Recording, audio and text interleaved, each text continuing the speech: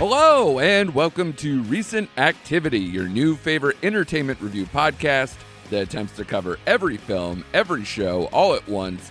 I am your co-host, Andrew Morgan.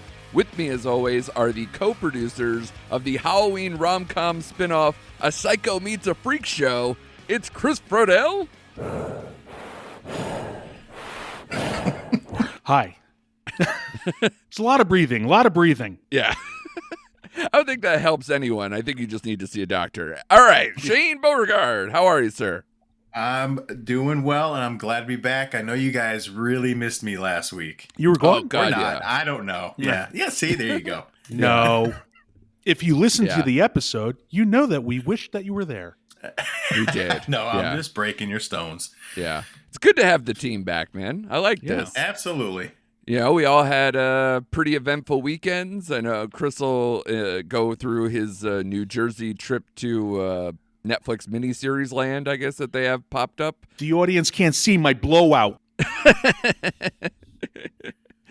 And yeah, I'm doing Shane douchey and I things. get some Jets wins and some enjoying relaxation, and we watched a ton of stuff, and the internet lost its mind at least one of, if not multiple products that we're going to talk about today. But it's another intensive Halloween-esque, horror-esque episode from us. Up top, we'll talk about Halloween Ends? ? I don't know. I guess, we'll get into it. I'm thinking, guys, I think this is probably going to be a spoiler-filled version of a review. So if you haven't seen the final, I guess, blow of the Halloween series of films, blows. Halloween Ends. Yeah. Oh, shit. Off the top No. rope. That may not be what I think. Yeah. If you haven't seen it, then obviously steer clear because we are going to go into detail on that one in terms of our review.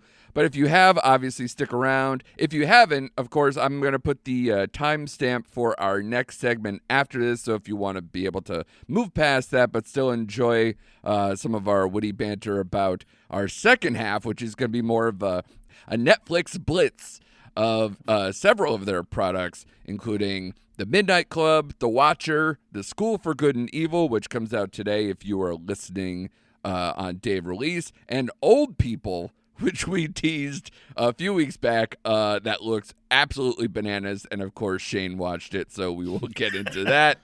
But like I said, up top, let's get into Halloween Ends. The, of course, end to the trilogy from David Gordon Green and company, of course, starring Jamie Lee Curtis, probably for the last time as Laurie Strode. It also stars Andy Matichak as Allison and Rohan Campbell as the controversial Corey Cunningham. The scores for this are not too kind at this point. No. It is a 40 Rotten Tomatoes score with a 57 Rotten Tomato audience score, 45 Metascore, 5.1 IMDb, and a 2.4 Letterboxd. So usually we're like, oh, well, the audiences kind of came to the defense from the critical response. Nope. Everybody across the board is having a nice big dump on Halloween Ends. This, of course, is, like I said, the last of this particular trilogy. It is supposed to be Laurie Strode's last stand after 45 years. The most acclaimed, revered horror franchise in film history reaches its epic, terrifying conclusion as Laurie Strode faces off for the last time against the embodiment of evil, Michael Myers, in a final confrontation unlike any captured on screen before. That is possible.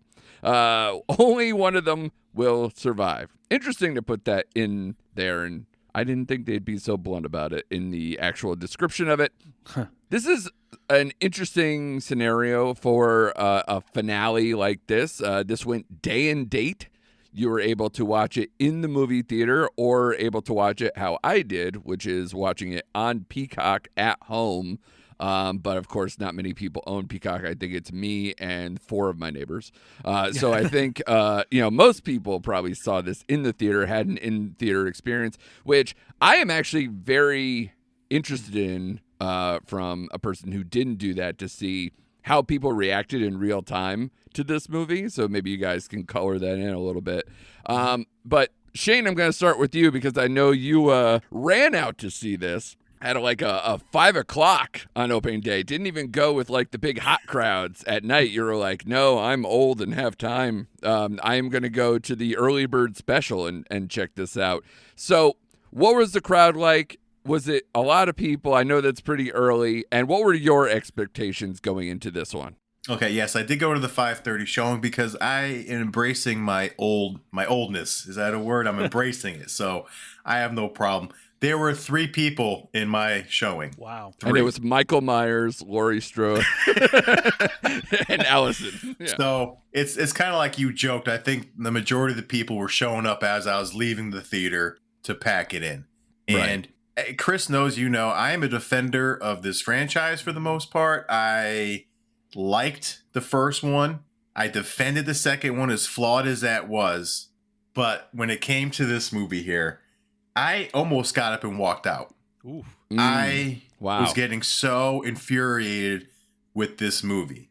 And I'll get into it. I made little notes, but I didn't know if I was watching a reboot of Natural Born Killers or am I watching Halloween Ends, right? Like, what am I watching here? Yeah. Like, you got Corey Cunningham, who, he gets beat up by band geeks the entire movie. Yeah. Yeah. And now I know I'm jumping in front here, but we'll go back to talk about it. But then you're going to kick the shit out of Michael Myers and steal his mask. So you made him into a homeless pussy. Like, really? Yeah. And then Michael Myers comes out for the last third of the movie, which saved any part of that movie was the last final act when they actually have that confrontation at the end. Mm-hmm. But I'm just sitting there I was getting my blood pressure was shooting through the roof. I'm like, I kind of understood why they introduced the Corey Cunningham character. I was like going through it in my head. I'm like, okay, evil springs eat whatever, the whole thing. And I'm like, but I don't want to see an hour and a half movie about this kid. I don't. Right. And Allison in his story was the worst part of the movie. And by the way, how easy is Allison in this movie? A lot of bad decisions. They really kind of changed her up for the worse. Like, she was just playing along to whatever whim came through her door. Like, I didn't understand her rationale, especially switch stance from how she's been portrayed up to now. Right. Like, within 2 minutes of meeting him, she's all over him and like straddling his motorcycle in all kinds of sexy ways. I'm like, come on now. Like, yeah. And then she's dating that older police officer that he has a confrontation with, which that there's was no way. Odd too. Yeah. Yeah. Yeah. Laurie didn't have a problem with that at all, apparently. Right. At all. And then there's one scene, I'm just going through my notes here, that when he was killing with Michael Myers, like all of a sudden Michael Myers seemed to like gain his strength back. Did you catch like his posture after the kill? Yeah, I didn't want to tell Chris to make yet another how Stella got her groove back thing for now Michael Myers instead of 11 when we did it for Stranger Things. But there is a little bit of that element. I just, before we start diving straight into like scene analysis and everything else, I just want to kind of get Chris's initial thoughts. But of course, I also want to talk to you guys. Do you remember, and I'm talking to the wrong person with Chris, of course, but like the initial trailer for this, even up until the final trailer, has anyone watched it since they watched the movie? Because it is a full-on decoy. There are so many shots and pieces of dialogue that are not in the movie that are in the trailer that make this seem like something very different. And I wonder if, not only because of how the movie transpired, but the venom that people are spitting about this movie is partially because how this movie was marketed. And even what I read up top, Laurie Strode's last stand. Yeah, I guess, but not for a lot of this movie. Chris, do you pick up what I'm saying? I actually went with my friend Christian who pointed that out. He said that there's certain lines in the trailer that weren't in the actual movie. Myself, I hadn't seen it, so, because I just went in on this because I had to, Yeah, which I know Shane is probably the person who defends this current trilogy the most, and like you said, you still almost walked out on this movie. To me, yeah, I completely agree that it's like at least diminishing returns. I wasn't a huge fan of even the first one, but now it looks like a masterpiece comparatively speaking to where it's kind of moved from there. And I think part of my problem, and a lot of the sentiment I hear from other people, is this doesn't seem well thought out as a trilogy. That it doesn't seem like it, because if I understand correctly, and maybe Shane, or Chris, more than I do, but it seems like I think they went in where they only had one movie, and it ended up getting extended into a trilogy. It wasn't like they proposed like, hey, we have this grand plan that arcs this to this. Everything I've read is that they went into this movie thinking, all right, well, we can do it this way, we could do it this way, and kind of choose your own adventured it into what they thought was the best of those outcomes to actually come up with what was the final movie. Anyone have any insight on that one? I think I remember them saying when the second one came out, when Halloween Kills came out, Right. They said they had enough to make it a trilogy, but I don't know if they were recording or they filming back to back, or they said, all right, let's try and expand this to make it a trilogy. I don't know. It's only murmurs and conjecture. Yeah, we got it. Yeah, winning. I did read where originally they did have like a trilogy in their mind kind of mapped out. Okay. But and it's like you said, but stuff happens down the road. Trilogies get messed up all the time. But I even wrote down this movie felt so disconnected and just felt like a different movie from the second one. And the second one felt different than the first one. First one, right. So everything just felt disconnected, didn't fit in anywhere. So, I don't know what the hell happened in that writer's room. I don't know what was going on behind the scenes, but I don't know. Let's even just look at this trilogy from the sense of Laurie Strode, right? Because in the first movie, she's completely turned into like a survivalist, just preparing for the next, big shoe to drop for the next attack, and she's got a compound essentially that she's working out of. She's full on. She is a long-time survivor and just trying to just be aware and try to make the best of it because she knows this keeps happening over and over, and she's made her life about it. The second movie, they decide, hey, let's sideline her by having her kind of like in the hospital, not doing much for most of the movie, and made it more like involving the town, involving her child, involving her grandchild. So, and was far less about her. She would just pop up going, like in a hospital gown going, no, I got this. Let's do this. Let's ride, like whatever. Or giving strange monologues. Right. Exactly. So definitely not the same spirit as the first one.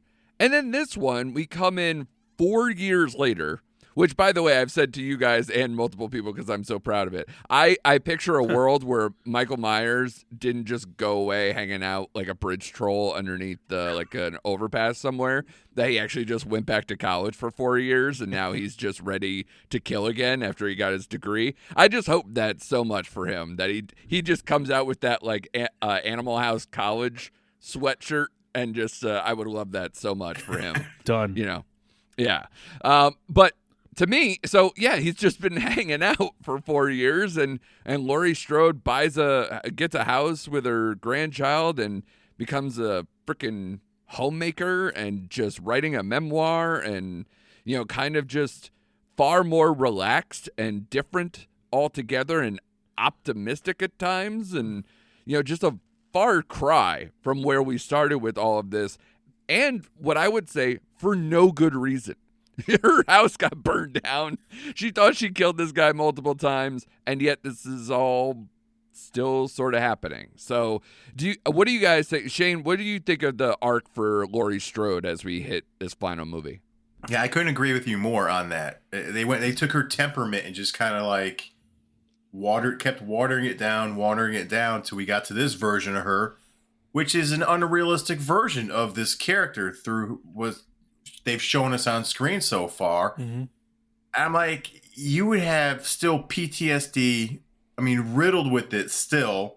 Yeah. You're not going to be again, she's just a watered down, softer version of herself in a way. We'll get to the end, but I didn't like her character arc at all.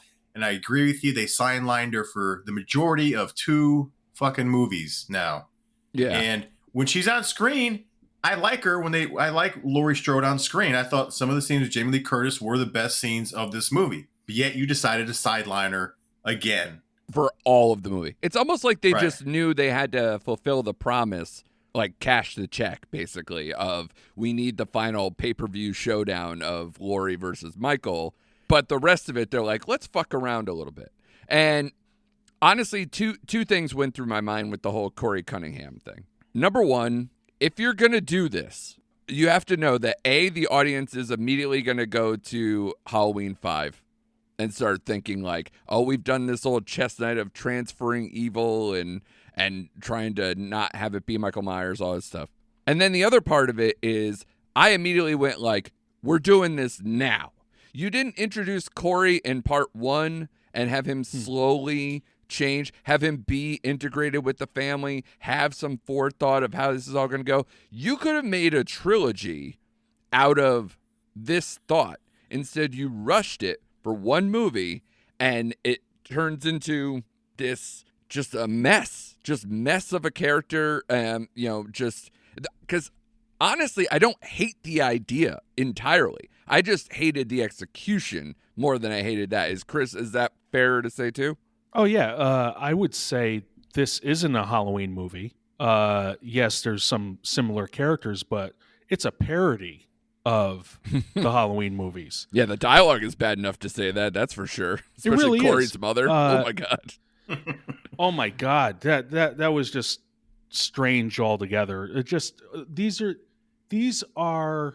It's a town full of psychologists, people that are messed up, because everyone knows what everyone's issue is.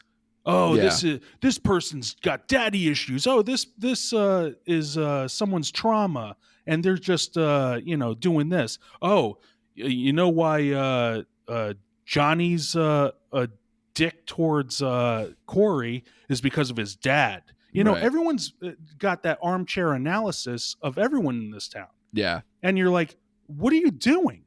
And Laurie just seems like she seems like manic, where she's somber in certain scenes, and then she's like this erratic grandmother who's throwing double birds in the air and Yeah. throwing innards, celebrating a day in which at least twice she's had trauma happen to her. Right. How is this town celebrating Halloween? Yeah, that's very true. Like parties everywhere, everybody's all geared up, and yet when she's out on these streets, everybody's like, "You fucking bitch! You brought this evil to us." Blah blah blah. It's like, right? So it's right They're on the tip blaming of her. everyone's tongue, but it's also like, let's screw it for the night. Let's get drunk and not remember anything. So yeah, it's bizarre behavior, and also Haddonfield. Everybody has a different accent. Every part of this town seems vastly different from the other. There seems like a very little cohesion. I don't know. And I'll tell you right New now, York, Boston, yeah, Midwest. yeah, exactly. And I get, Illinois, you could probably get some transplants, but it's a little bizarre and a little inconsistent. But I don't know. Like I'll say this: the one thing I could say about Halloween Ends is everyone who died in this movie deserved it. There's no person I'm like, even that little kid. Online, somebody was like, at least, if everyone doesn't like this movie, the one thing we can agree on is that kid deserved it. I'm not hating that idea. In the notes I wrote, one of them was, I never wanted death to come to so many people in one town as I did with Haddonfield. Yeah.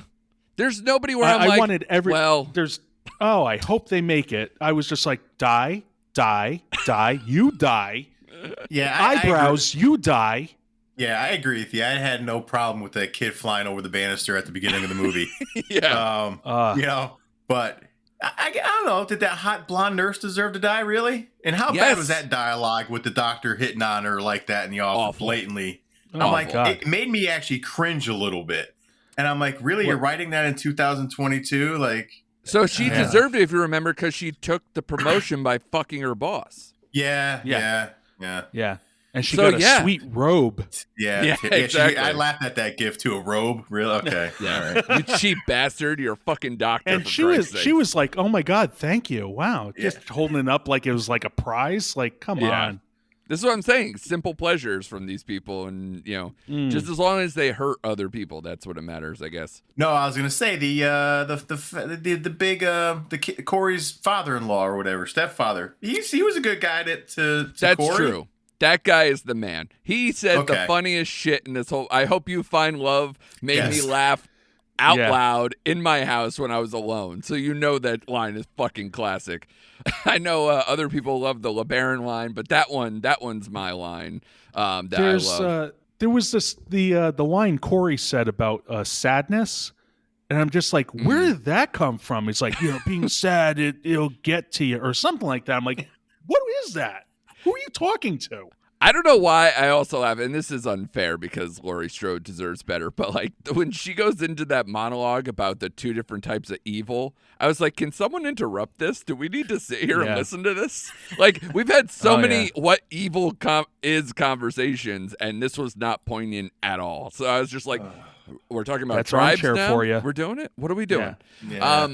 So I didn't like a lot of that, and this movie turns Laurie into a stalker and just a weirdo, and just I thought, even for how much I liked the house confrontation in the kitchen and everything else and how that all went down, she kind of turns into like an action star. She turns into like Liam Neeson, like the calling into the cops on the suicide thing and then being like, did you honestly think I'd kill myself? Like, what are you now? Like, this is you from 2 movies ago. This is not the same thing that we've been doing, on top of the fact that it's just corny. So a lot of inconsistencies. Yeah, so this is where I just kind of was like, all right, I guess this is where we're doing it. This is how we're going to amp this all up, because it's all coming together. She's going to take on all comers and just come out the other side. Which, by the way, I liked it. I don't know if you guys liked what we finally got out of that scene. Shane, I guess maybe because you're having a little bit of a longer view or maybe a more optimistic view. Did you like how we got Laurie Strode and Michael Myers in that room and how that all transpired? I did. I really did. I said the last act saved that movie for me. As brief as it was, as brief as that conversation was in the kitchen, I liked it.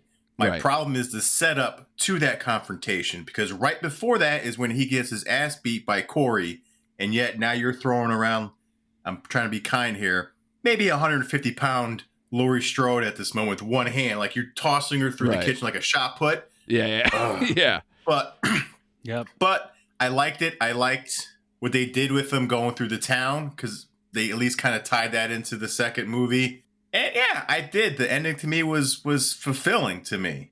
No. It was just throughout the whole thing. I realize that you're trying to make Michael like weakened over these 4 years, and then he's getting this resurgence by all the souls that are being murdered around him, either by Corey's hands or his own. He's gaining his strength. Like, he should have taken Laurie out quick and with little resistance. Yeah. And she held her own. As Shane said, he's being kind, a 150-pound woman against this, pure evil. Right. Yeah. That, everyone just like whittles it down to he's just a man.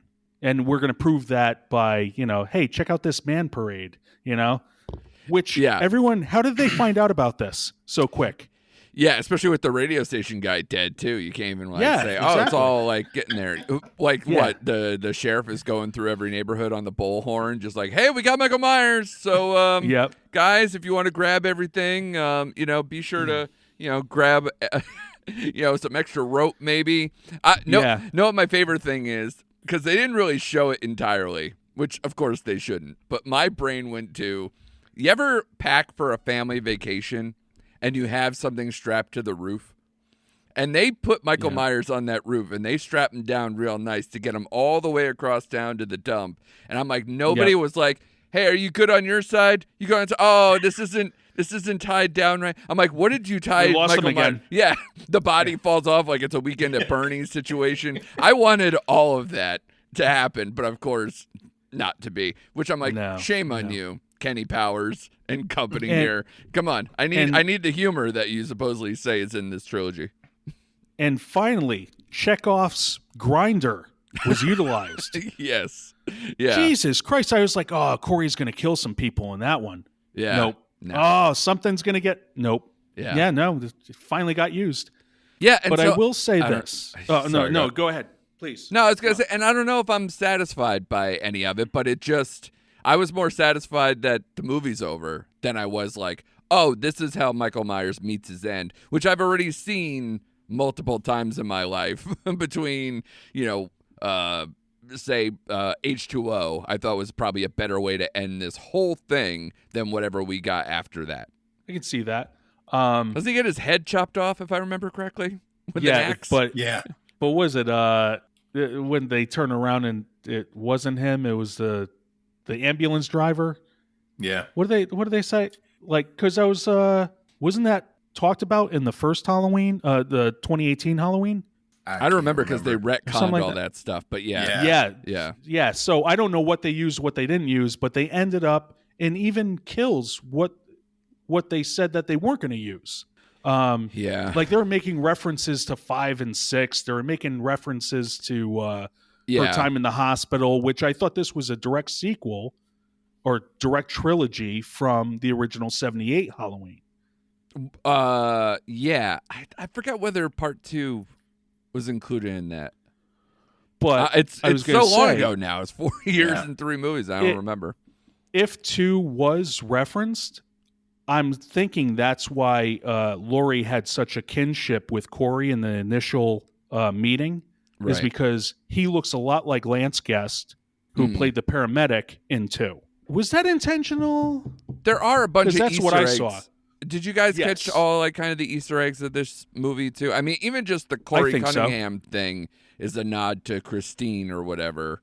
Yes. The surname of the guy, Arnie or whatever from that movie. So there's a lot of stuff like that. I think even the LeBaron the card truck session, there was a bunch of stuff in here, and even the guy who originally played Michael Myers, Nick Castle, I believe is his name. Yep.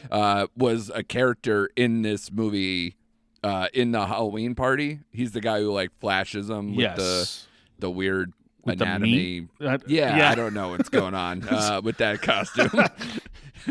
But the whole "you like what you see" thing is a callback and everything else. So there was some of that stuff in here, but when you talk about literally the meat of this story, what actually is going on here, I was not impressed. It seems like nobody's impressed, and sadly, the people I know are their biggest supporters. People like Shane, they just killed this whole thing by doing this.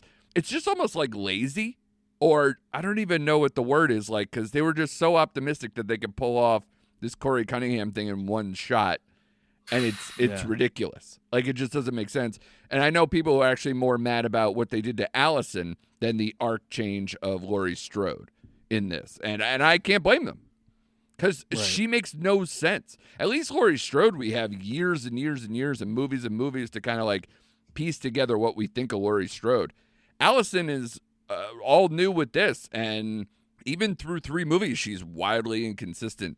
And like you said, the natural born killers thing is kind of what the initial part of this movie is. And I believe I read in an interview that David Gordon Green was like, yeah, there's a version of this movie that we thought like, yeah, we'll go full on natural born and they'll both ride off into the sunset and Myers and Laurie will be dead and the 2 of them go on, which I don't even know if I hate that more or less, like, because you're signing up for this movie to end everything. It's in the fucking title.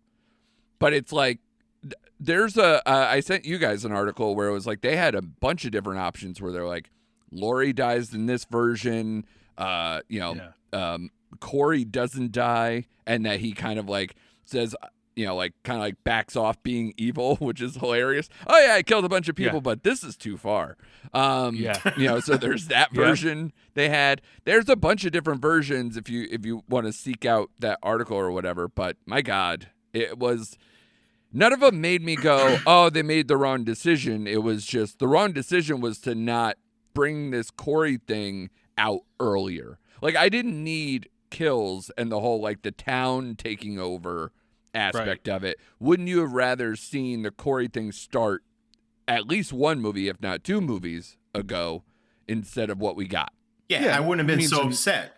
Yeah, I wouldn't have been so upset. Like you said, if they sprinkled him in a little bit here, a little bit there, had a couple scenes with his, transformation or just getting tortured and just being depressed and whatever happened to him. And then, honestly, I would have had no problem if he would have survived this movie and left at least an air of mystery. I'm like, oh, is he going to pick up the mantle down the road sometime? Like, something like that where it kind of leaves that character a little open-ended. Right. But no, like they dropped the goddamn bomb right into this movie. And it's like, I don't care about this kid. I don't want to watch this movie for an hour and a half. Get me out of here. Yeah. Just wanted to add that when the band geeks, I'm sorry, can I call them geeks? I don't know what they identify as. Yeah, the band bullies basically pushed Corey over the bridge and thought he died. The two girls were like, "Oh my God, what did you do? What did you do?" And they seemed upset by it. Yeah, but he was like, "Get in the car, get in the LeBaron, let's get out of here." Yeah, and then later on, they're still with these two douches. Yeah, yeah, they don't care. Like they don't, and everyone was like that. Everyone's like, this is time for us to rise up. Maybe we should not be around here. I don't know. I hate you. I'll get you tomorrow. It just seemed like, what the hell? Stick with a plan. Yeah. And it was all over the place. Yeah, and it's not even like they went with, oh, well, the town is now so corrupt and so beat up from decades of Michael Myers stuff and whatever else that this is the end result. I didn't feel that or buy into that at all. So it just seemed like Corey landed himself in the worst people ever wherever we saw him, and why he never wanted to leave the house or why his mother was maybe so doting, but that was just cringy. That whole thing, and they wanted to go deep into the the stereotypical, the trope of, the psycho killer as a fucking overbearing mother shit. I don't know. But even just the thought of this whole, he Michael Myers saved him or didn't kill him and spared him, and his eyes changed because after he met him and all this stuff. It just didn't. How did Laurie see that? Yeah. Well, Laurie's just like, hey, you should date him. Yeah. His eyes. Yeah. It's like he was like 20 feet away. How do you see that? Yeah. And I do also love the Michael Myers getting his groove back thing, as you guys said. I wanted like an 80s training montage where it's like he's getting up, he's stretching, they're like working him back in so that way he's ready to take on the world again. And that like then it turns into like a buddy killer movie. These are the fantastical things I think of when a movie just doesn't work. No, especially with like the initial one was him finally getting Laurie, and then this in Kills he just wanted to go back home. Yeah, and he's taking on the town. Home, yeah, and then he just leaves his home for the sewer. I'm like, for 4 years. For 4 years, it's like, why don't you stay at your house? Yeah. And kind of dare people to come up to this house and, you get stabby if you get close. Yeah. My God, we need to do a whole series of what Michael Myers did in the 4 years away. Just like he went abroad. Like I want to do like the whole National Lampoon Vacation series of like he's in Europe, Big Ben Parliament. He's doing the whole travel thing. And then he comes back. He's like, all right. I'm gonna get back in the game to kill now. Some people. Yeah. I've did my Rom Springer version. I've gone off, outside of Haddonfield. I'm back. Yeah, I don't know. This movie didn't work. I don't know how much more you guys want to belabor the fact that this movie just didn't work. But what I will say is that, do you think this is over? And like at least for Laurie Strode, or whether what we're gonna get going forward. Does anyone have any thoughts on that? I predict that I do think this is the end of Jamie Lee Curtis being in any Halloween movie going forward. Agreed. Do I think this franchise is over? God, I hope so. And it hurts me. And it hurts me to say that because this is my favorite of the like marquee Halloween franchises that everyone watches. This is my favorite franchise. Right. But they need to put this thing to bed for at least when I'm 45 until at least I'm in my 55, 60. Bring it back. So there's always a possibility. You know how Hollywood is. But I think the Laurie Strode storyline is completely over. Yeah, because what? It was like a decade between the Rob Zombie ones and this? Yeah. So they'll probably do that like again. That, yeah. They'll put another decade on it. And worst case, they'll do...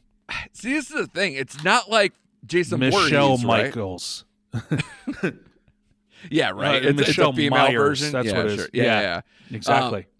Or Allison now turns heel and she's got the eyes, but there's no one to fucking witness it. I don't know.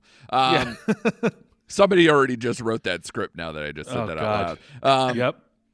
But yeah, I could see them making it a series on Peacock because they want Peacock to fucking survive, obviously, because they did this whole day and date thing multiple times now. So I don't know. I don't know where they're gonna go with it, but I did read somewhere that I guess the producers from way back when have this clause in their contract to where they're not actually allowed to quote kill Michael Myers. But obviously it's like, dude was in a meat grinder, bro. Like I don't know what you could do going forward, but you know, I don't know.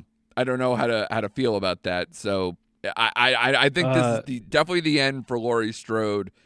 Or Jamie Lee Curtis in general, because she's gone down this road too much. I'm sure she loves the paycheck and whatever, but I thought they tried to say so many things like she was all about the tour on the first movie of like being like, yeah, this is a feminist movie, this is a survivor story, this is all this stuff, and then by the time we get here, it's like, all right, well, what is it now, Jamie Lee? What are you saying now? What's the tagline now to get me to be excited because you tricked me multiple times? She's a survivor? ? Yes. Cue the Destiny's Child. All right. Yes. We can't afford that. No. I'm sorry. Yeah, we spent all our money last week with Chris playing the Mr. Harrigan's. I apologize. It was appropriate. Country and Western song that we let out. Yeah. We lack two types of music: country and Western. I do want to add though that I had. And it was strictly because of company I was with. I actually had more fun with this one than I had with the previous two. Right. And it felt to me like, I don't know if you, Andrew, ever attended the Saturday watch-alongs that Larry used to throw. I did some, yeah. Mm-hmm. Yeah, so it felt like that because like John was making comments, Christian was making comments, and it just... we knew what the hell we were watching. We were watching a train wreck, right? And we were entertaining ourselves throughout. Yeah. So it I think amped it up more because we were like, okay, this is the end, and it should end on a high note, right? But it didn't. I know. So we just rolled with it, and I don't know. I had fun with the company I was with. So Chris, you went more not for the early bird special that Shane did, right? You were at like an 8 o'clock showing or something. It was 8:30. Packed or not? 8:30 at night. It was a decent crowd. It was Thursday night, 8:30 at like this grand AMC theater, right, in Plainville. Right. So I'm just trying to get the vibe. While it's crowd. going on, are people also talking shit? Are they laughing? Are they mad? Like, did you get a sense when you're walking out, like people are just like, what the fuck just happened? You know, I think we all went through our own bit of trauma because it's that silent walk that you're like, do I say it now? Or do I talk about it in the parking lot? Yeah, we chose to wait into the parking lot. Yeah. Because you don't want other people coming out going, I didn't see that movie. I came from, Lyle Crocodile.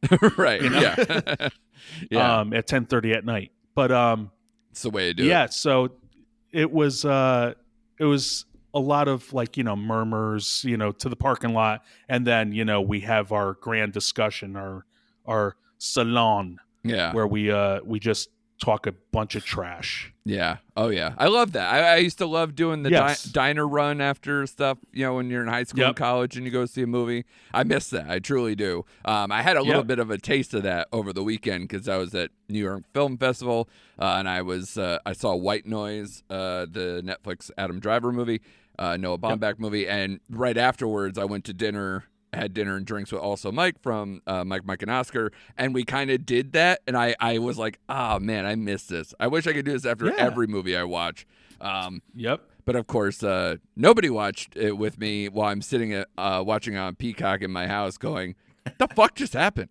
But I think, evil crowd surfed tonight. Evil, screenwriting died tonight. There was a lot of things that happened, but I think we can all kind of agree. I don't know if we want to do grades before we move on, but honestly, to me, this is a 2-star movie, and that at times might be generous.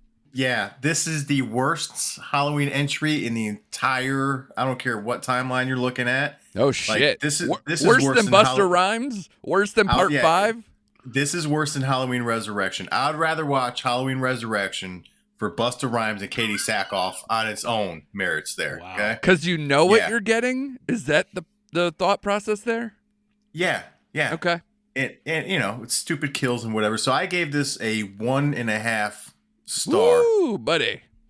And that hurts me so much. Yeah. It hurts me so much to do that to this movie, but I can't with this thing. Yeah, I may end up getting there the more I just keep trashing it in my brain. But yeah, like I said, I'm at around 2. What about you, Chris? I was thinking 1.5, 2. Yeah.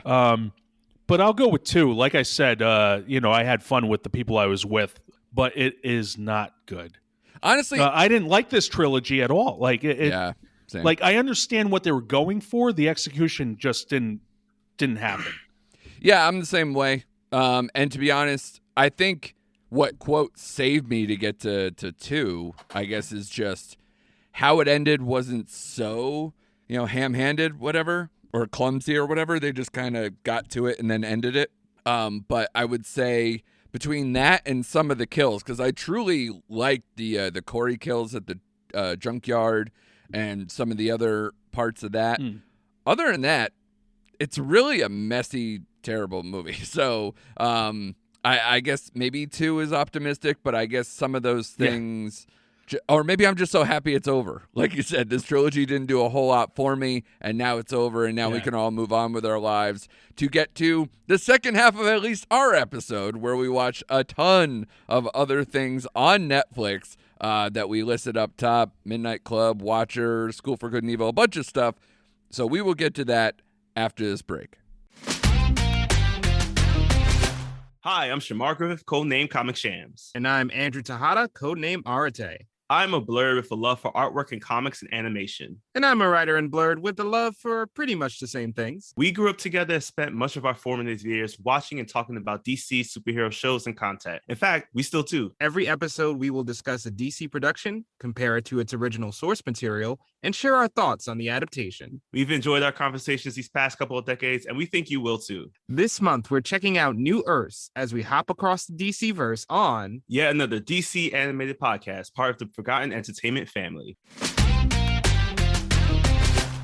All right, now that evil finally died, let's move on to all the stuff that Netflix has to offer, part of their Netflix and Chills menu of stuff, including something that I've been very interested in and someone who seems to pop up around this time of year almost every year, Mike Flanagan, the creator of the Haunting of series, whether it's Hill House or Blythe Manor, Midnight Mass. Was Midnight Mass last year or 2 years ago? Last year. It was last year. Okay. I feel like he's just here every single year, it feels like, which I'm all for it. The Midnight Club is his latest work. It's based on the work of Christopher Pike. This is about a group of terminally ill teenage patients residing at a hospice location, and together they create the Midnight Club. They meet in secret at midnight to tell horror stories. Together, the group forms a pact that whoever dies first would make the effort to contact the rest of the Midnight Club members from beyond the grave. I know, like I said, this is based on a series of books of Christopher Pike stuff. I remember when I saw Mike Flanagan and crew at the Connecticut Horror Fest. They mentioned that where they were like, we could have taken just one of these books and made kind of like a thing unto itself as maybe a movie. But instead they decided to do a mini series where they did a collection of these. And it feels like, I think Chris mentioned it off air, and it was kind of the first thing I thought of, where it's like, Are You Afraid of the Dark? Some kind of like series of stories over and over, maybe not with a continuity throughout. You guys watch this one. I have not seen this yet, so I'm going to kind of like put all my questions, all my thoughts through you guys and see how this actually transpired. Shane, we'll start with you, buddy, because I believe you finished this whole deal. I think, Chris, you're like close. Yeah. So Midnight Club, how did this work for you, Shane? I know you're a big fan of Flanny. Yeah, overall, this is probably my favorite series of his. Interesting, because the scores are actually the lowest, at least IMDb-wise and other ones, compared to his other work, so I'm interested in that. Right. I enjoyed, because I think I'm into like the scary story, the individual stories throughout every episode of this series. That's why it worked for me. And I've always kind of grown up liking, certain, episodes of Tales from the Crypt and whatever you want to give me. Yeah. I'm into those things. And there I did the like creep the way, show anthology, stuff like that. Sure. Yeah. So I did like the way, they told a different story just about every episode. So I liked it. More than his previous work, especially more than Midnight Mass. I'll say that. Okay. And Blythe Manor. Okay. You could toss this up with his first one he did, which I'm Hill blanking House. on the name. Yeah, Hill House. Yeah. So you go back and forth between those two. How does it feel? Like, how scary does it get? Because obviously you're talking about teenagers telling horror stories.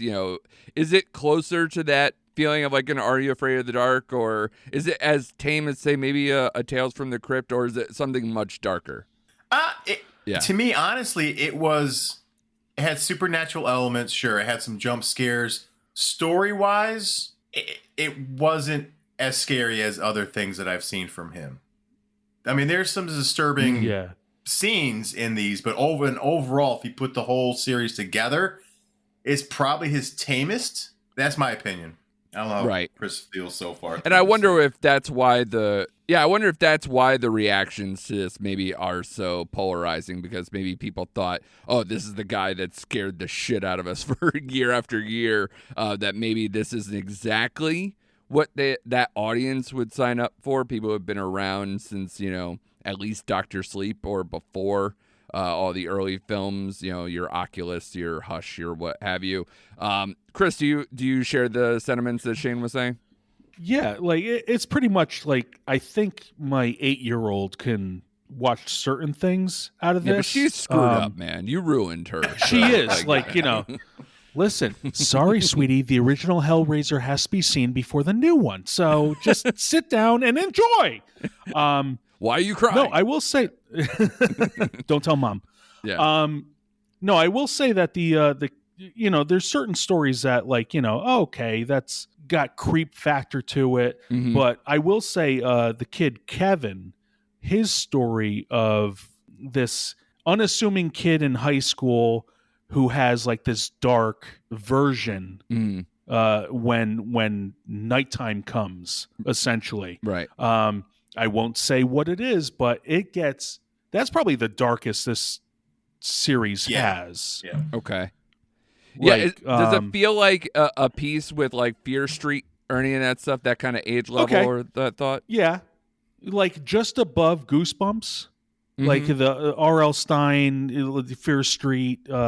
It's along those lines in certain times, but most of the time it's sort of like this presence of dread and what's around that corner, but not like his previous ones, like Hill House and Blythe Manor, where where those were like, especially Hill House, where you're like, oh my god, am I seeing what I'm seeing? There's a little less of that in this, but it is it's well done, I think. Shane, you've now seen it all the way to the end, so does it end in a certain way that feels satisfying, or does it kind of just give you the final story? Is it like sentimental at all? Because these are like dying patients in a hospice. that was my thought. I was watching this series, like, man, this is kind of a morbid setup, but whatever. I'm still going over the ending finale, the last episode, in my head because I'm struggling with, does that really work for me? I think the overall answer is yes. It is sentimental, but I don't know how else they would have landed this bird. Right. But I after much thought, I actually was like, okay, I'm okay with that. Okay. I will say there is a through line, which is there's rumor of a patient of this place actually being cured of what they had. Right. And it has one character glomming onto that and wanting to find how it was done. Mm-hmm. So she kind of ropes everyone else into it, but also they have their midnight club where they tell these stories that kind of have a tinge of what they're actually really experiencing. Right. But with a touch of them making it up on the fly. Sure. Kind of thing. It'll be interesting to see how this fares. Like I said, the scores are a little lower than I would have thought. It's got an 87 Rotten Tomato score, so that's doing fine there. So certain critics are liking a little bit more, but a 6.7 IMDb is the lowest of all his miniseries. It has a 57% Rotten Tomato audience score, so that's not incredibly encouraging. A little bit. Yeah, I think, again, because maybe people just they geared up for something that they weren't expecting, but in a more tame version. I will say the soundtrack to this series is phenomenal. Oh, yeah? I think it takes place in 1999 or 1997. Okay. 95, 96. Okay. Because that episode indicated that it was a year later from whatever. Yeah. Soundtrack was great. Awesome. So I got a kick out of that too. And the production value is all there and everything else. Because they love Flanny there, so I would imagine he's got carte blanche. Yeah, I thought so. Yeah, I will say some of the shadowy objects are like, okay, this is for a TV series. It's not cinematic. Right, exactly. But you like, that's not the focus. You know what I mean? It's these kids. It's what they're experiencing.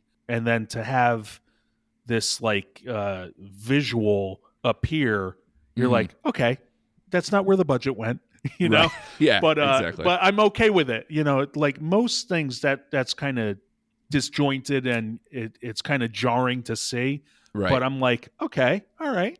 It's freaking them out. Sure. All right. It's propelling the story. Exactly. And kudos to Netflix because they really have anteed up on the miniseries. A lot of people have not done a lot of these things, but of course, Flanagan has been very successful with his, and at the end of this month, I mean, we're about a week away or a little bit more from something that Chris was looking forward to, especially the Guillermo del Toro Cabinet of Curiosities, which looks like we're going to just up this ante again, be like, Tales from the Crypt, but maybe a little higher, a little maybe more creepier version of separate stories again, doing just this insane stories that are a little darker, a little bit more adult, maybe, than this. So we'll get this within a week or two of each other. Like, that's insane. And then in between, I know Chris and Shane, you guys also either started or finished, I believe in Chris's case, The Watcher, which a lot of people are checking out over this. It just came out, right? Like, it just came out. What this weekend? Earlier, it's just this weekend. So, and I know Chris, you were in New Jersey over the weekend. You said you actually went to the house that this takes place in. So how was that experience, especially watching it at the same time? So the missus, Melanie, my wife, had seen the series without me. I'm okay. I'm all right. Mark's safe. But she said, I'll watch it again with you. I was like, no, you have other things to watch. But I had started it, and then she had we visited a friend of hers over the weekend, and she had said, I'm watching this series. And her friend Nada, shout out to her, she had not started the series. And she ended up saying, that's like an hour away from where we are. Let's take the ride. And I'm like, right. Okay. So we went out there, and I was like, this is foolish. Is this really the house that that they filmed, or is this really the place where it's at? And as we're taking pictures, a vehicle pulls up behind us, and we're like, "Oh man, is that a cop, or is that like a neighborhood watch where they're going to be like, shoo shoo, get away?" Right. We're like, "Okay, we got our pictures, let's go." Right. That vehicle stayed. So it turns out like this was a hot commodity for the weekend. Huh. It was another person taking photos. We said, you know what? We're going to round the corner again, and we'll take the better pictures where we're not feeling rushed. So Do we took people more live there? pictures. And yeah, people live there. And actually, there was lights on, and it looked like someone was home. So Huh. we didn't want to put the flashes on our cameras. Right. But we were taking the pictures, and you can see what we took on arguing with myself. And when we took that second round, like 3 other cars were behind us ready to take their photos. I'm like, what the, it was the first time I ever heard about the place. And then suddenly, everyone's going there. But I Yeah. think the people that live in the area know the story. Sure. So Yeah. And people were just being murdered right there in the house while you were there, right? That's how it works. It's still just constantly in action. there was a murder in the house. But that was in the past. What are you going to do? You're just Yeah. going to hem and haw over the same thing. Move on. They must have got a steal on that house at least. I don't know if it's not the same family who owns it, right? That would be weird. No. Someone did get a steal on the house. I think like they got it for $400,000 less than asking. Oh yeah, you told me this is in like a rich neighborhood, right? Or seemingly rich area. Yeah.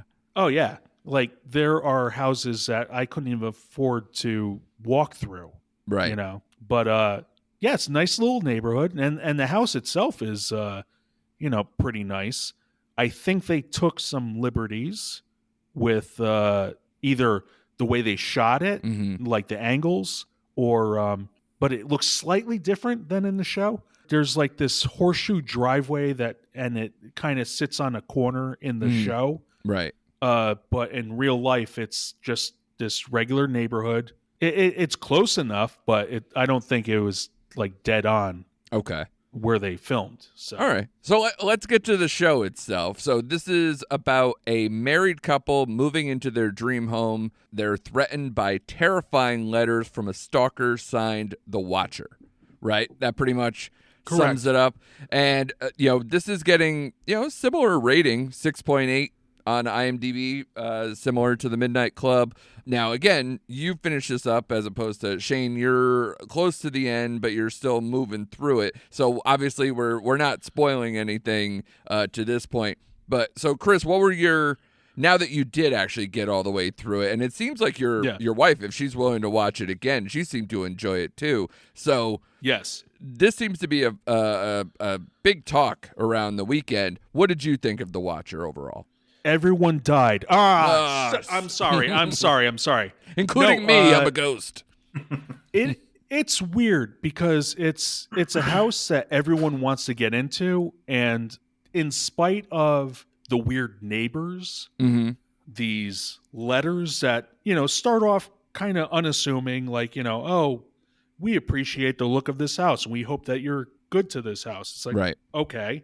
Then it sounds a little more sinister. Like, we don't like what you did with that. Why'd you hang this picture up? And you're like, okay, you're talking about the inside of our house. Like, what are you doing? Right. And, it almost becomes like this sickness where like it's driving the owners crazy. Yeah. The owner is played by Naomi Watts and Bobby Cannavale. Yeah. Cannavale, whatever. That guy. Yeah. The guy from Will and Grace. You know him. Hey, Cannavale, come on. Get the Italian in there, buddy. Come on. Work with me here. Sorry. I'll write it in a letter. Yeah. So yeah, they're they're going through their own stuff. They're, getting these letters almost daily, as I believe. And yeah, it's like this weird thing. Like if I was in this situation, I don't know how I would react. Right. I don't know how quick I would try and get out of there, or if I would just like try and ride it out because nothing is really happening to me. Mm-hmm. It's just like this underlying creepiness, Yeah. in these letters, the way it's worded. Well, it's kind of the stalking vibe fills that Yeah. kind of with you. It's like constant, just a presence. It's a dread, but it's not like Yes. something that could be so imminent that you're just freaked out all the time. Like I'm not alone and this person is just constantly watching, like you don't feel safe. And it is they're surrounded by these just weirdos, these crackpot neighbors. And it's almost like, they're driving them crazy and there's no one to turn to for comfort. Right. So, that's like the whole series, all 7 episodes. Right. And it's testing the marriage, it's testing the way they treat each other and their kids. It's wild, and the whole time I'm like, how much is this true? How please tell me that most of this is made up. And you were shouting that 'Cause while you were it's crazy. taking pictures and stuff, just like asking I was. neighbors around, just like going door to door. Hey, How true? Yeah, exactly. And then the cops really came, so we had to leave. No, Yeah. no, we were polite and we took our photos and we left. but now that you're all the way through it, it stands up. It's good. It's worth the hype. Yes, it is. It's based on a true story, but I think it's more fiction Mm-hmm. than truth. Yeah. That's Hey- my estimation. Okay. And Shay, I know you're not all the way through it, but the one thing I need to know from you, of course, because I feel I feel bad. A couple of weeks ago, we're like ripping apart Goodnight Mommy and like going through is Naomi Watts okay? Now she's the lead of something that's becoming a phenomenon over the weekend, and you're watching it. How is she in this? Is it a reclamation? Is it a getting her mojo back from the sour taste of Goodnight Mommy? Yeah, it was a surprise because I didn't know this show was coming out. So I got done with Midnight Club and I'm sitting there thinking, okay, I need something else to watch.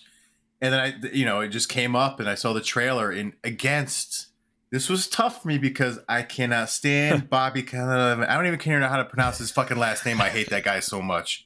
Poor don't like Bobby watching Cannavale. Yeah. I don't like watching anything he's in. So that's a huge obstacle for me to get over. Okay. But Naomi Watts, and he's honestly, I guess this is growth on my part. He's actually okay in this show. And Naomi Watts was funny because I'm like, oh, we just ripped apart Goodnight Mommy. That's exactly what I thought. Yeah. She's good. I think she shows her old form in this show.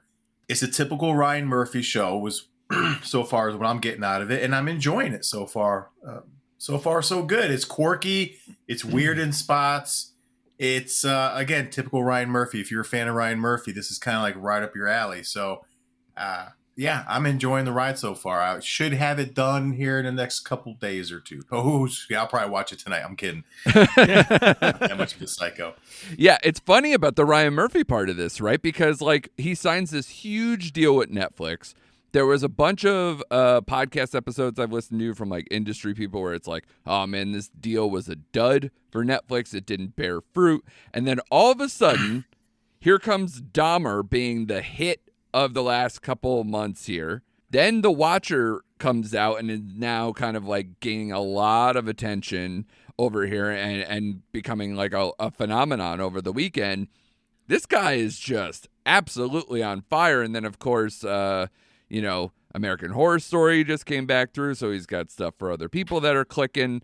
But yeah, for all the things like maybe the missteps with the other projects that he had, from Netflix during this deal, or at least stuff that didn't set the world on fire. Like I thought The Prom was okay, but it's not something that everybody's gonna rush out to, or some of the other like musical stuff or stuff based on plays and everything else. This, is back to his basic. This is what Netflix wanted from him. Dahmer and this, and that's exactly what they wanted, and at the perfect time of year. Would you agree with that, Chris? Yeah. I think so. And I'm not a huge fan of Ryan Murphy's work. I find it to be like soap-ish. Mm-hmm. Yeah, Uh, sure. it's like over the top. It's grandiose. With this, it's a little more subdued, but it's got these weird occurrences throughout. I liked the first American Horror Stories. Okay. Mm-hmm. With the Murder House. Was that the first season? And now you're back in a murder house again. Yeah. Yeah, no, again, where it was a good creepy story. You didn't know what it was trying to tell, Right. and then you're trying to recapture that magic with the subsequent follow-ups. Right. And with this, it was almost like a subdued storytelling. Mm-hmm. It wasn't like, yes, there's quirky characters, but it wasn't like no one's overacting, no one's making the drama more dramatic. Right. It was just it was well done. Yeah. And I only saw parts of Dahmer, so I don't know how much Ryan Murphy was shown throughout that. Right. But The Watcher was definitely watchable. That's a good note to end that on. So I wanted to move on just because we have a couple of more things for Netflix, things that are out or will be out by the time you hear this. Shane, before we get to School for Good and Evil, I desperately want to know, what was the experience watching a movie that we teased a little bit a while ago with old people, a movie about a woman who travels home with her 2 kids for her sister's wedding, but finds herself defending her family against blood-seeking pensioners, as they put it, and like an island of old people where there's more old than young, and then it just gets overwhelming and they just take over. And like, I guess the wedding is kind of like a last stand sort of for these people. So I saw the trailer come up, and as you guys know, sometimes I could be I'll watch anything. So I was like, I didn't know what to expect on this one, especially being like a German horror film, which a lot of stuff gets lost in translation when we watch these movies. For sure, yeah. Now, this place, again, the marriage is the catalyst for this movie. The screenwriting, on the writing side, it's okay, because again, things get lost. But because they don't really explain how the old people just lose their goddamn minds and start killing people. Yeah, so they just had enough. Yeah, they start off like in a old folks retirement home, and they all kind of make this way to the wedding as it's happening. Right. So I don't know if they're pissed off young people are having fun. I don't know. Pretty much. But I liked this movie. It was like okay. I liked the way it was shot. It was kind of gritty and grainy, like just like a dark tone to it. Mm-hmm. I liked the family that was involved in this. There's a couple twists towards the end that I liked, and I told Chris this movie actually made me gag. Like I had to almost leave the room because it triggered me. And again, you'll have to excuse some of the plot holes. Like, what? I didn't care by the end of it. I'm like, wow, that was better than I anticipated. So if I were to grade it, I would give it it was a solid 3 for this type of movie. Yeah. So if you want something that does have that freaky, weird feel to it, and you're like, ugh, check this movie out. So it doesn't like live up to kind of the B movie thought of what this sounds like? Oh, it's very B movie-ish in parts. Absolutely. But I liked some of the kills in here. I was like, wow, that's interesting. Yeah, I just enjoyed it. It just came out of nowhere. And, because you mentioned it, I was like, I'm going to give it a shot. It's like an hour and 25 minutes. It's a short movie. Oh, good. Yeah. Yeah, it can't be. Yeah, well, actually, it listed as an hour and 41, but maybe that's with credits and everything. But still, short enough. It feels like something that should be on Shudder, but it's on Netflix. Exactly. You make a good point there. Yep. That's interesting, yeah, because this, like I told you, it just sounded so crazy. And there's a poster for it, like the little image for it is just like a black and white, just up close photo of like this old man who looks like a turtle, and it's like, oh god, it's just terrifying. I don't even want to look at it. Yeah, because there's one guy who's like the leader of all these old people, and he's a creepy mother effer, man. But that's the Okay. other thing. It's like, why is he anointed the whatever? Just have fun with it. Sure. Yeah. He. Oh my God. Yeah. It's just. I don't even know what to think about this movie, but at least if you're saying it's worth the effort, maybe that clicks in as we get closer to Halloween. I'll give it a shot and just be like, yeah, just waste my evening, just on my vacation, just sitting here going, Jesus, fucking old people, man. Well, mostly it just seems like you're saying there's no nuance here. It's just old people off the chain and surviving this onslaught of the elderly. Yeah, pretty much. Okay. Yeah. That's what I want, though. I got like you don't open this up and go, yeah, no, this is it was so much more highbrow than I expected. No one's gonna say that about a movie called Old People. All right. I don't even know how it's translated from whatever they named it in Germany or Polish, but Jesus, Old People, pretty straight up. So Exactly. Yep. you get what you're bargaining for. So, okay. All right. I'll put that on the list. I'll keep it there. I know at least you're telling me it's not so schlocky that it's just obnoxious. So I don't want that. It's either it has to be so bad that it's hilarious or it's actually watchable because you're like, oh my God, they made old people into zombies, basically, like a zombie apocalypse. Yeah, it's like maybe the best Polish horror movie ever. Well, what are we comparing it to? German. Nobody Sleep in the Woods Tonight or whatever. I mean, that's the only other Polish horror movie I can think of off the top of my head. So Exactly. yeah, no thanks. So if it's better than that, yeah, everything is. So you're not exactly telling me anything I don't know. But it's good to know. Before we wrap up here, I just want to put out there, especially for the Netflix heads, out today, if you're listening to it on day of release, The School for Good and Evil. Now, again, we've been talking about a lot more aggressive, scarier stuff. Maybe this falls in line more with the Midnight Club crowd or whatever. But this is a Netflix fantasy tale that actually does kind of get a little... it gets progressively darker as it goes through. This is based on a YA fantasy series of books from author Soman Chinani. The movie follows two young women from a low-class village of Gavaldon. Sophie, who's more like a beautiful soul princess type person, unsatisfied with her ordinary life. And then her best friend Agatha is more of the odd and sullen sort that is commonly referred to as a witch by her local townsfolk. So very much like this, kind of setting up like this fairy tale binary existence kind of thing. And they end up learning about the School for Good and Evil. Sophie desperately wants to leave to live a more extraordinary life and become a princess and go through that whole tract. And so she wishes to this wishing tree, and then both of them end up getting whisked away to the School for Good and Evil, but they are put in the different houses than they thought they were.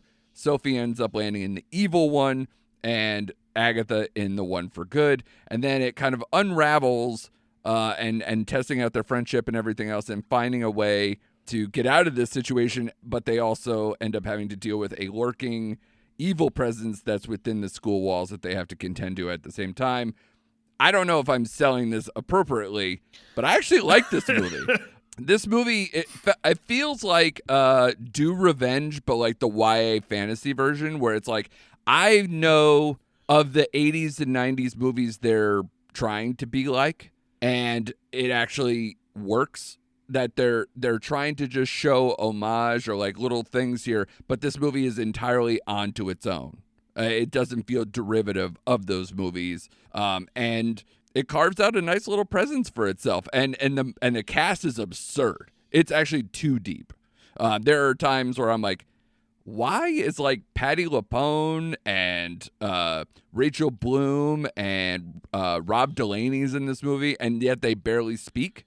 Or like Michelle Yeoh's in here for like a hot minute too, and you're like, okay, she didn't do much. She's not a focus at all. Why'd you get Michelle Yeoh to be this tiny little part? But it's got Charlize Theron, it's got Kerry Washington, it's got Lawrence Fishburne, and Kate Blanchett is a narrator voice character in this. It's like, Jesus Christ, what the hell is the budget for this movie that they went that hard with all those? But the movie does center around basically the two younger leads. So this is definitely a more focused on teenage, girl focused, but is appealing to all ages, and it's definitely more of a family sort, though I wouldn't have my 6 and 8 year olds watch it, although Chris's 8-year-old, as we've established, is already more bent than my kids, so maybe they will do that. And yes, I say that just as Chris left the room, so I can do that. But I feel like Paul Feig, I did not see this coming from him. He's a guy who did Bridesmaids and Last Christmas and Ghostbusters and things like that. So it's not exactly something that I thought was in his wheelhouse, but they did a lot of cool stuff with animatronic characters, non-CGI characters, a lot of things that really opened up the universe. And I thought they did a pretty good job. It starts out a little slow because you're transferring from quote unquote their like real village to the school. But once you're in the school, I was actually quite impressed with what they were able to pull off. So if you're a person who is into, like, say, Harry Potter or Princess Bride or the main villain in here actually reminded me of a little bit of like a combination of like Jafar, Maleficent, and Scar all kind of wrapped up in one. So I thought they did a good job. There's a lot of blood magic. It gets kind of scary. There's like they have houses of good and evil fighting each other to a twisted cover of Britney Spears' Toxic, which is bananas. But yeah, I enjoyed it. I gave it my play, pause, or stop series for what's on Netflix. I gave it a play, and that article is available now. So if you want a more detailed version of that, but yeah, I was into it. So if you're into the things I was saying, maybe if it's right in that time period before we get Willow at the end of the year and Percy Jackson next year and a new Hunger Games movie next year. If you're just looking for something in that vein, that'll just be a fun couple hours for you. I would say The School for Good and Evil will actually fulfill that void. So good on them. There's a bunch of these books. I would imagine, because it's getting pretty decent reviews. I think it has like a 3.5 on Letterboxd before it even opens. So the people who've got it ahead of time seem to enjoy it. I am one of those. So yeah, check it out, and hopefully if it does well enough, they'll make sequels to these things, and they have plenty of source material. So that'll be interesting. So check that out on Netflix, as was The Watcher, of course, and Midnight Club, and Old People. So you have a bunch of stuff to put in your queue. Any other closing words, guys, here? Any other stuff you're looking forward to, or maybe just we're a couple weeks out from Halloween. You guys enjoying your October Halloween period? Are you really going deep? So far, so good. I'm actually enjoying it. I think this is movie wise and show wise. This has been a really solid month of October. I think so. Yeah, I didn't see what else is out to close the month up yet, but so far so good for me. So I don't really have anything I'm absolutely looking forward to because I didn't look ahead yet. So yeah, I know. Like I said, I did that free trial, whatever, for AMC Plus, which includes Shudder and everything else. I caught Glorious, which was a movie that a bunch of our fellow podcasters were kind of like putting out there as they thought it was kind of like a fun movie to watch. It's a solid 3-star H.P. Lovecraft kind of like heady, weird movie with a guy, who seems like I guess he just broke up with his girlfriend. He's down in his luck, ends up at a rest stop. He's kind of like living out of his car, and he at the rest stop, essentially demigod is living in a stall in the bathroom of the rest stop, which sounds crazy and stupid.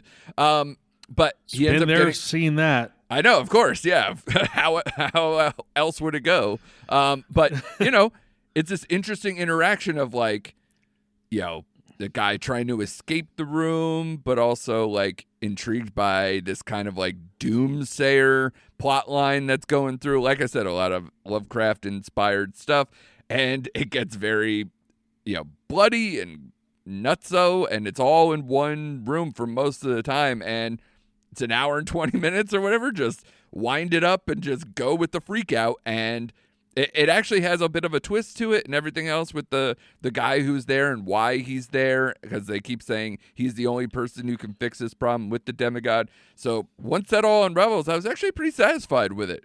So I would check that out. Glorious on Shudder. Anything else that's like on anybody's watch list or anything coming up? No, I got nothing. But I will agree that this year has been pretty good for horror. Yeah. Like, this is what you expect around this time of year. You don't get it peppered throughout.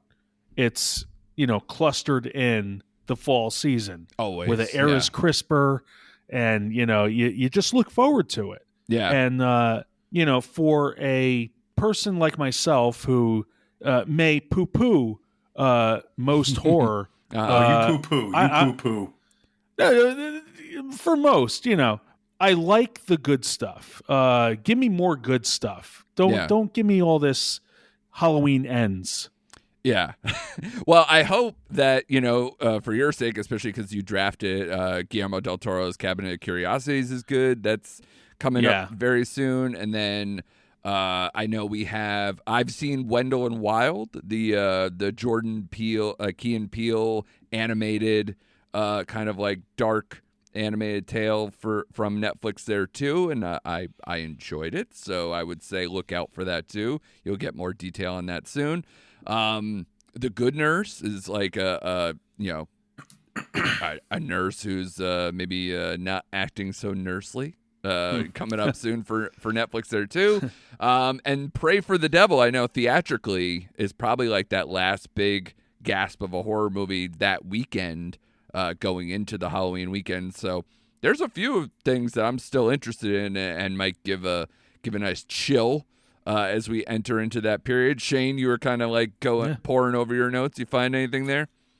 Yeah, but it's right outside the freaking October timeline. But The Menu would be a movie I'm looking forward to, which would have fit into the October theme because I know I'm really hyped up about that movie. So yeah, that would have been probably a much better fit to come out this past weekend because I don't, again, I guess you clear the lane for Halloween Ends.